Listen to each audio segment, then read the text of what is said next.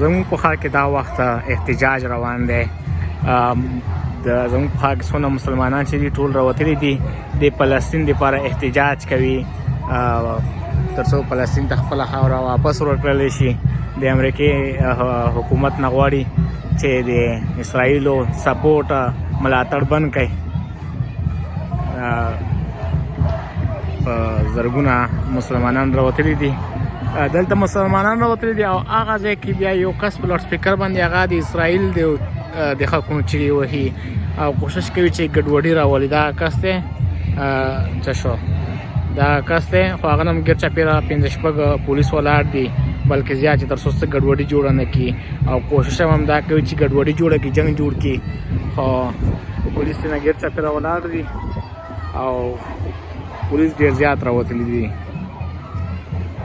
دا ټوله سپیشل فورسز دي د کیپټل بلډینګ ساتنه چې کوي. دا مخامخ د ټکساس کیپټل بلډینګ دی نو دلته مسلمانان راټول شوي دي احتجاج کوي او ګرد چاپېره ډېره زیاته سکیورټي هم ولاړ دی. هغه ځای کې هم پولیس ولاړ دي هغه لاره هم بنده کړې دی.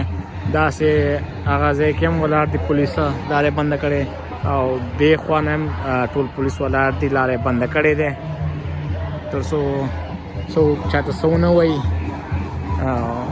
سپیشلی دا وخت کې دوه مذهبونه سره ولاړ دي مسلمانان دي یو خواته بل خواته هغه ځای کې اسرائیلو ملاتړ کوونکی سپورټر ولاړ دی د امریکې جنډو سره دی او لاوډ سپیکر ورسره دی.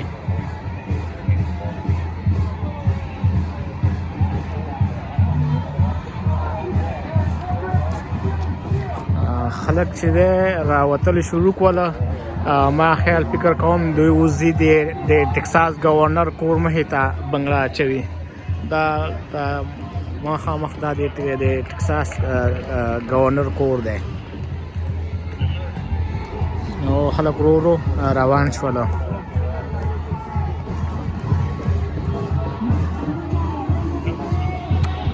دا ټکساس کیپټل دی.